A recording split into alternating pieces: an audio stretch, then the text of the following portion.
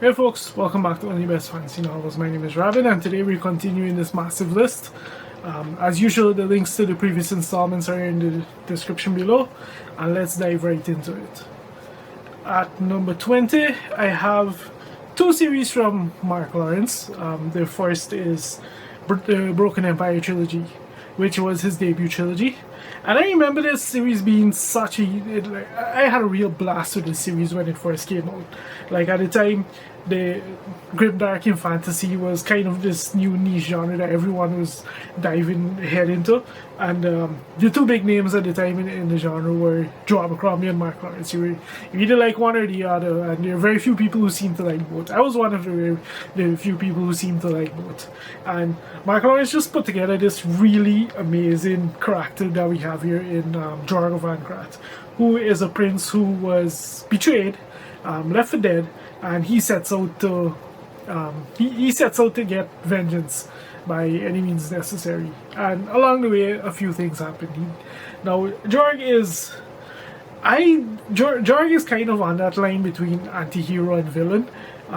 Depending on the day of the week, either label really and truly matches him.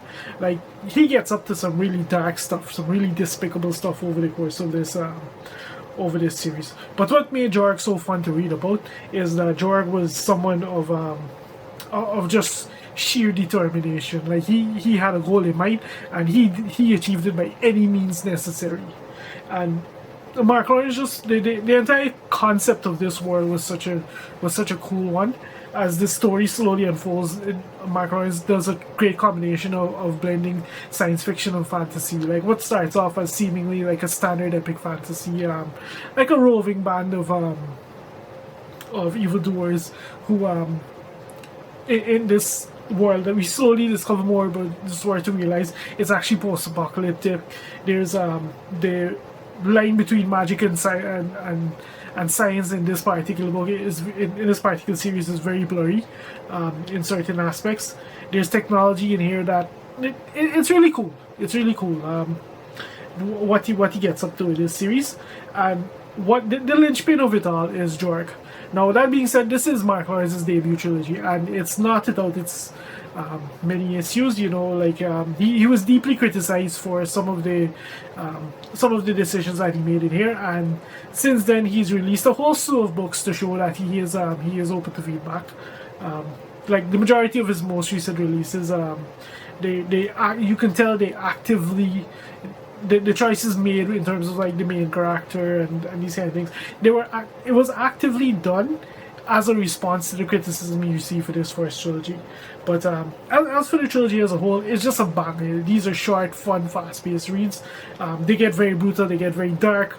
Mark Lawrence has Mark Lawrence is one of those people who he's gone through some stuff in life on a personal level, and the impact that has on your mentality, it leads you in certain directions, and that's one of the reasons why these books are so magnetic to read, because you can tell like the things that the grimdark in here in terms of the character and in terms of his outlook and his thoughts and his beliefs and these kind of things. Like, those are not something like when you've gone through certain things and you have a certain level of thought, it's very easy for that to flow in a very natural and very realistic way, and that's what comes across in these books, and that's what makes Jorg such a magnetic character. On top of him being just a brilliant scumbag of a hero, there are times when you want to root for him, there are times you just hate him. So this trilogy as a whole, it just sealed the deal for me as Mark Lawrence as an author. I just have to read all his stuff. I ended up never reading all of his stuff, but I never got around to his sci-fi trilogy that he self-published, but everything else I've read. And that brings me to the other trilogy of his that I wanted to mention, because they do go hand in hand, and it's actually the follow-up to the Broken Empire trilogy, and that's the Red Queen's War. And this is set in the same world as the Broken Empire trilogy. It actually happens concurrently. There is mention with the main character. There's a bit of an amusing shout out and overlap to the Broken Empire trilogy. Not that you need to read Broken Empire to enjoy Red Queen's War. It's its own thing. The main character that we follow is just a scallywag of the highest order. He's just this debauched aristocrat. He's a lech, you name it. Like he's a very funny main character, and he becomes embroiled in just one of the most interesting adventures of that Mark Lawrence I think has ever put to page. And his story by the end of it is just. It was just one of the more entertaining series I read at the time. Like, I just had so much fun reading this trilogy, and the way that Mark Lawrence would kind of interweave the two series together, and you would get a little shout out here and there. Like, it just worked. It worked really well. So that's why these two series in particular are very solidly at number 20 for me when I think of my favorite series of all time. But moving on, at number 19, I have a recent favorite, and that's James Islington's Lycaonius trilogy. And I initially wasn't interested in this series for a very long time. Like, I kept seeing like people talk about how great it was, but there was a very specific set of people who I took their recommendations with a grain of salt, and then I joined booktube, and this series seemed to have quite a bit of buzz behind it. So I was like, okay, maybe let me try it, and I'm glad I did, because this turned out to be one of the most fun things I've read in recent years. So this is the story of 4 different characters who they when ancient threat begins to re-emerge, they basically have to come up with a way to stop it. It's a very standard, it's a very classic epic fantasy, which is why I'm being very vague. I'm not being specific whatsoever. Like, you if I tell you, you pretty much can guess the entire story as a whole. But what sets this particular trilogy apart is that, as much as it's very heavily classic fantasy inspired, James Islington is a very good writer, and that comes across not just in the characters. They are tropes, they are very much stock fantasy characters, but what he does with them is where things get very interesting. The choices he makes for them, their arcs, their story arcs, and these kind of things. And in addition to that, the magic and the way that it's used in this story. So the thing is that James Islington very consciously picks a quote-unquote magic system in here that it can very easily punch some major holes in your story if you're not very careful. And it's one of the reasons why I tend to shirk away from those type of stories, because most authors aren't imaginative or creative enough to use them in a way where they don't have where they don't take an easy way out, like just killing off a character or just or something of this sort. James Islington does very much incorporates this type of magic that just has a high probability of just punching some major plot holes into his story, but he does it in such a brilliant way that by the end of the trilogy I was just completely mind blown. Like, things just clicked. Scenes that didn't make sense in the very first book early on suddenly made so much sense by the end. Like, the way it all came together in the end made this book this trilogy one of the most satisfying endings of any fantasy trilogy I can recall reading. And like I said, James is a very good writer. As much as these books are chunky, they just flew by really fast. He hooks you in the right places. The characters, you may not necessarily be sucked in by them, or that kind of thing, but just the way that they're used in the story, the way the plot moves forward and all that, it will keep you really hooked. It did for me, at least. So that's why this trilogy is at number 19. At number 18, I have a series where the first book was my favorite book of 2023, and that's Benedict Jacka's Stephen Oakwood series, Sash and Inheritance of Magic. And this is Benedict Jacka's new urban fantasy. Well, I'm not sure if I can call it new, because the 3rd book is about to be released around the time when this video drops. But yeah, this is a really cool trilogy with a main character. He's your average young person in today's late stage capitalist society. Like, he's struggling. He has no family he can count on. His big concerns are just keeping food on the table and a roof over his head. He's working dead-end jobs. He can't find a way to progress in life, and of course, this society is very much a replication of our world, where like 90% of everything is hoarded by 1% of the people, that kind of thing. And that very much applies to magic in this world. Like, magic is heavily controlled by major corporations and by rich aristocratic families. It's essentially paywalled, and the systems that exist to allow the average person to become involved in the entire magic industrial complex is set up in such a way where it's just 100% exploitation on the part of the people, but they have no choice but to do it. But to do it if they decide to go down this path, because it's just a way to make some amount of money to at least allow them to get by. And that's the kind of society that Stephen Oakwood is unfortunately gets drawn into when the family that he isn't even aware of begins to embroil him in their machinations. And Benedict Jacka has a talent, and from his Alex Verus series, which is a favorite of mine as well.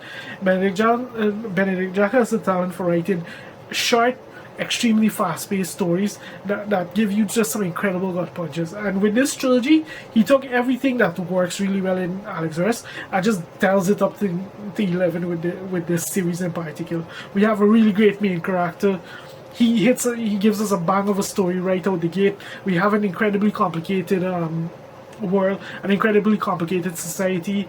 We have a cast of characters, and the dynamics between them is just incredible to read. Like, we have friends, we have foes, we have people who blur the line between the two. We have people who they're potentially allies, but they have their own agendas. Like, the dynamics in here is so complex and so interesting.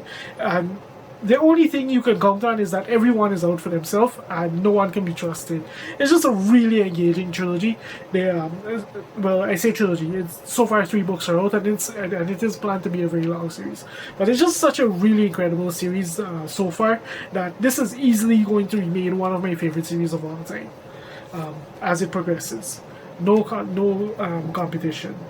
But anyway, that's number 18. At number 17, I have Patrick Rothfuss's Kingkiller duology. I will not call it a trilogy at this point. It's a duology. And this pair of novellas,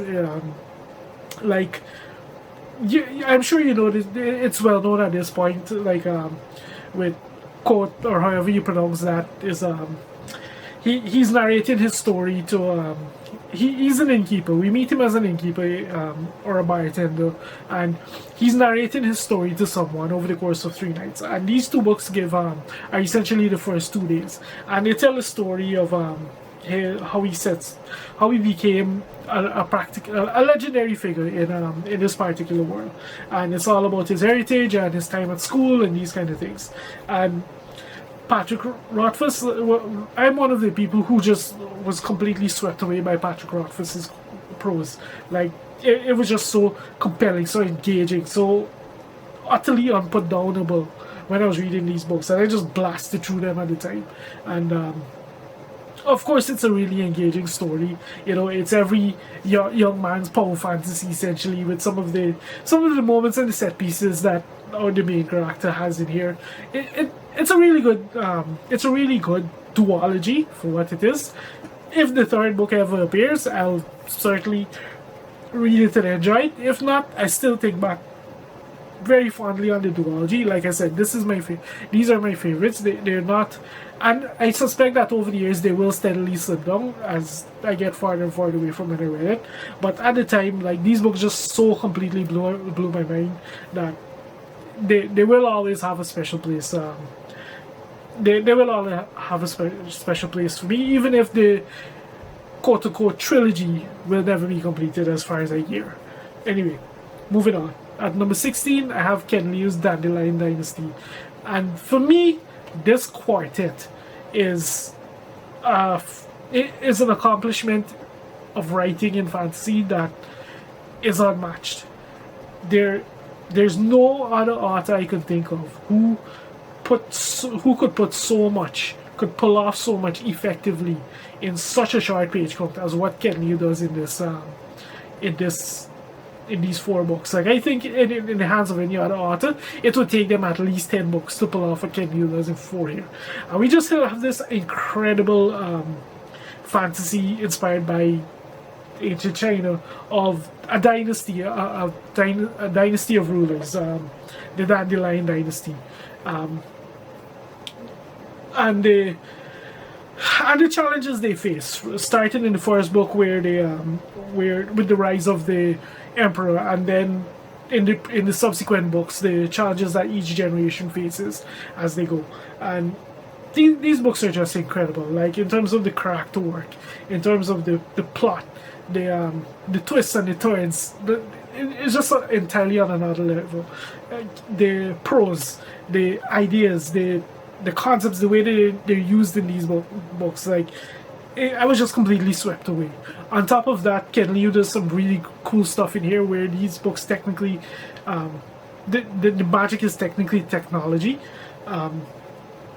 It's just incredibly well done. Incredibly well done. There is some things about this series that I've seen people complain that it doesn't work for them. That doesn't matter to me. Like, this series to me it's just one of the best things written in fantasy in probably the last couple of decades, easily, and that's why it's here. Anyway, that's number 16. At number 15, I have Michael Moorcock's Eternal Champions cycle, and I'm thinking specifically of 4 different champions. The first I want to discuss is Elric, the most famous of the Eternal Champions. You know, like Elric's story. Elric was written to be the anti-Conan. He's a magician. He's essentially an invalid who relies on potions to have like some base level of functionality. He's the last of a dying breed, of a dying race. He draws sustenance from these potions and from magic, essentially, and he becomes embroiled in the machinations of the forces of law and the forces of chaos, because in this world there is no good and there is no evil. Like, the forces of law can be good and they can be evil. Same thing with the forces of chaos. It's all about balance in this world. And Elric just goes on an incredible series of adventures that over the course of these stories, like, it's very iconic. The stories are fun, they're engaging, they can be all over the place, because depending on when Moorcock wrote them, he had different objectives, different ideas in mind, and it comes across in the story. But the Elric stories are unlike anything you've read in fantasy, and Elric, there's a reason why Elric inspired so many. Think of any white-haired warrior, in Western fantasy, because in Eastern fantasy, that's a whole different discussion by itself. But in Western fantasy, think of any white-haired warrior, and their inspiration is easily Elric. Anyway, that's the first cycle I wanted the first champion I wanted to talk about. The second champion I wanted to talk about is Hawkmoon. The Hawkmoon technically has 2 series to him. He has a quartet, The History of the Runestaff, and this quartet is just. Moorcock is British, and Moorcock does not like the monarchy, and you can tell that from this quartet. That is all I will say about this one. Like, Moorcock has some very definitive and very ugly things to say about the Brits, and it's all in this book for you to read. And in all of that, like, Hawkmoon is such an incredible character in terms of the challenges that he faces and just the personal journey that he gets wrapped up in here. Especially when it comes to his particular variant of the romance, because each Eternal Champion, they do have a love that they have a complicated relationship with, to put it mildly. And Hawkmoon's in particular is interesting because of what happens, especially the way that the entire his particular quartet plays out, and the choices that he makes, and how that leads directly into the second the second series with Hawkmoon, which is the Congrass trilogy. And the cool thing about the Hawkmoon books in particular is that the History of the Runestaff is one of the best places to start reading the Eternal Champion stories. Even if Elric is the most famous, Hawkmoon, the History of the Runestaff is interesting because the Runestaff, the idea and the mythology behind it, it's a really good introduction to the Eternal Champion mythos. But the Congrass trilogy should be the very last batch of Eternal Champion stories you decide to pick up, because it is a definitive ending to the entire Eternal Champion mythos, and I did not know that when I picked it up. Anyway, that's why Hawkmoon remains one of the more iconic champions that I've read. And then we have the third one, Erikosi, the Eternal Champion trilogy. And Erikosi really stood out for me just because of how haunted he is. This one we have the main character. He's known as John Daka. He's known as Erikosi. He's no like he's unique among the champions in that he's haunted by the memories of the reincarnations, and he's basically a champion on the verge of madness, and he becomes embroiled in these adventures. And the cool thing about how the story is initially projected to you, like it's very easy to think that these events aren't necessarily happening. They're just the hallucinations of the champion, and he in particular gets up to some crazy adventures because of his mental state and just the things that happen in this trilogy. Like it's one of the more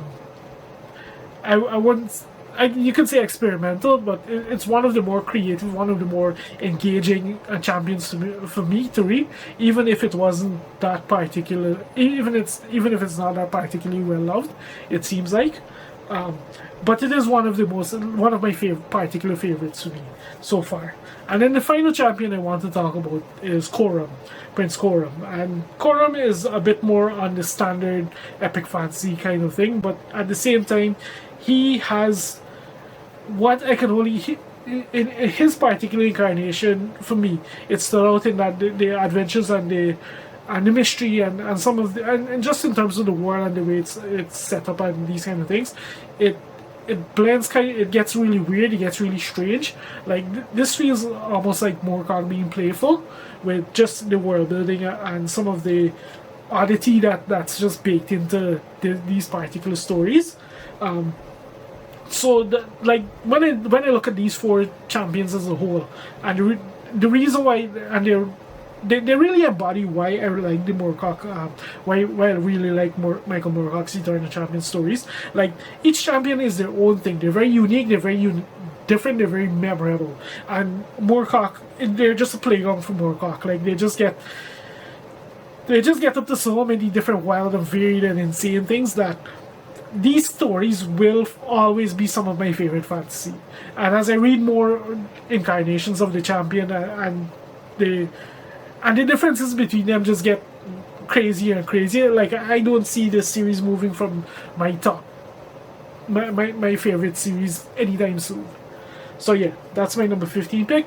At number 14, I'm going to commit heresy and put George R. R. Martin's A Song of Ice and Fire. So I really love Game of Thrones like everyone else, and these books in particular. Like this was actually my introduction to adult fantasy. When like I read this series when A Dance with Dragons was actually going to be released in a few months, and I didn't even know anything about it. One of my friends who I usually got borrowed books from was just like, "You need to read this," and he loaned me the 4 books, and I was off to the races at that point. And this series doesn't need any introduction. Like, there's very few fantasy readers out there who don't like this series, and like everyone else, I'm of the opinion that if George R. R. Martin releases another book, great. If not, these 5 books that we have are still a blast to read. They do get a bit chaotic because there are some things that, like, if I have anything negative to say about him, it's that he likes to incorporate it. He likes to make some choices that are very strange to me, in that there's a lot of shock factor involved in these books, and I think that's something that I think that's something like the show kind of really did a good job of portraying, from what I've heard, because I never watched the show, so I can't say personally. But when I think back on some of these books and some of the moments that really stand out for me, they feel like moments that were really just there for shock value. Especially by the 5th book. Like when I think back on the 5th book and the way some new characters were just introduced and thrown and brought in out of the blue, it kind of felt like at that point, yeah, a lot of this is just about shock value. It's just about killing people off in amazing ways, and then eventually you're going to run out of a cast, so you need to keep introducing new characters. If I did have a complaint about the series, that would probably be it. At the same time, like I said, I enjoyed the hell out of these books when I read them, so it's not truly a complaint, it is what it is. But yeah, that's my number 14 pick. At number 13, I have Mervyn Peake's Gormenghast, and this was just a mind-blowing trilogy for me when I read it at the time. Gormenghast is just a strange, atmospheric, unique trilogy. Absolutely a classic of the genre. Is it fantasy? Is it magical? That's up to you to decide. You have to draw your own line between what you consider reality and fantasy, and that's where this series gets you, because the things in here are so strange, so different, so weird, so intense, that yeah, it's a ride, it's an experience, it's an atmosphere, it's a vibe. It is the best way to think about this particular story. And with the first book in particular, we follow the machinations of Steerpike, one of the one of the servants at the low end of the hierarchy in this strange castle of Gormenghast, and his machinations to essentially increase his social standing. Yeah, that's all I'll say about this. I consider this trilogy very much a classic of the fantasy genre. I never miss a chance to talk about it because it is a favorite, and it will always be a favorite. Just when I think back to the strangeness and the way that this series can make your skin crawl, not in a horrific way, just the way that it can read so otherworldly. Like, it's just brilliantly done. Yeah, and the trilogy absolutely worth trying. That's why it's at number 13. At number 12, we have Pick a Day, and I'll probably tell you Pick a Day, and I'll probably tell you he's one of two people who I consider my favorite fantasy author, and that's China Miéville's New Crobuzon / Bastard trilogy. And this trilogy, Perdido Street Station, The Scar, and Iron Council, I was in the right place at the right time with the right mentality to read these books. I'd just be completely blown away at what China Miéville does here. Like, this is new weird. So it's a combination of fantasy, horror, science fiction. It's just a melting pot of so many different things, and that comes across in this series, in this strange series of that China Miéville gives us with 3 different radically different locations and settings, and the stories that happen in them. And this trilogy for me is very iconic because The Scar in particular, it broke the fantasy genre for me.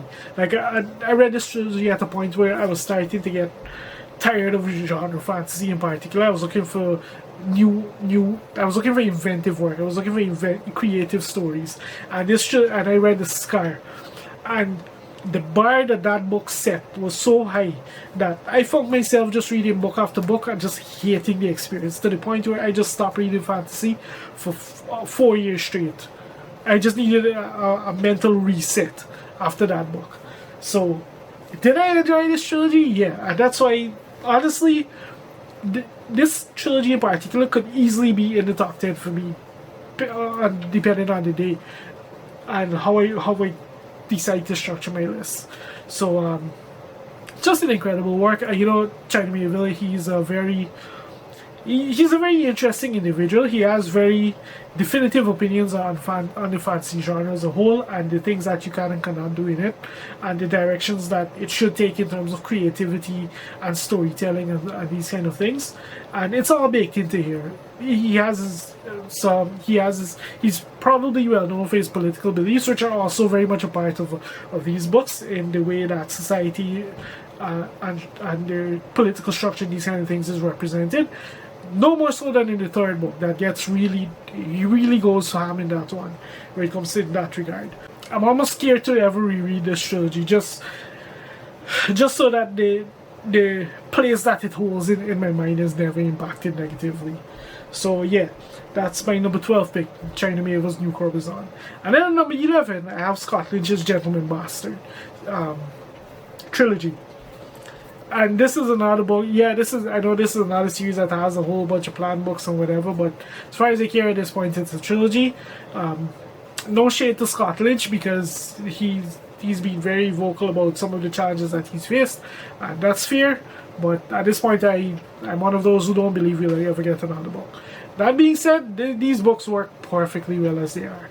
They're largely standalone books. It's really only the third one that teases some things that might or might not, that would be great to get some payoff to. Does it matter much? No.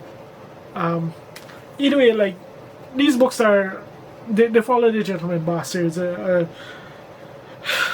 band of thieves, but these are more, think of more Ocean's 11 type thieves. Like, these guys are your white collar equivalent. Like, they get up to elaborate scams,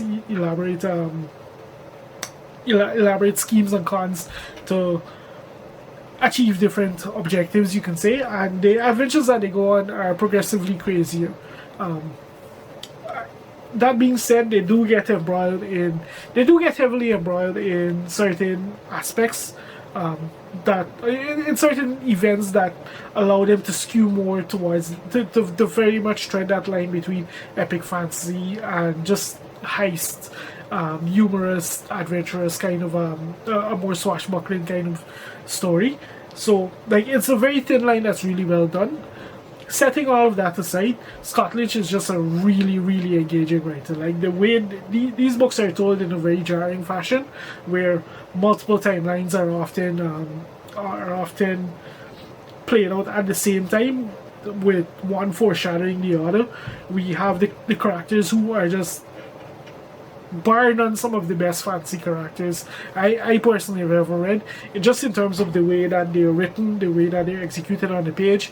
Like, then there's the other aspects of the writing that really stand out. Like, it's imaginative, it's creative, the dialogue is on another level, the relationship, the dynamics and all of these things is on a level. Like, that kind of stuff is the true heart and soul of these books. The plot, in terms of, like, the con that they're setting out to achieve and the adventure that they get up to, is almost secondary. These books are just a really, really good time. Like, I recently reread them just for the hell of it, because I really want to reread some of my favorite books. And this, as a trilogy, this was pretty easy to knock out. And I just love this series. I just really love this series.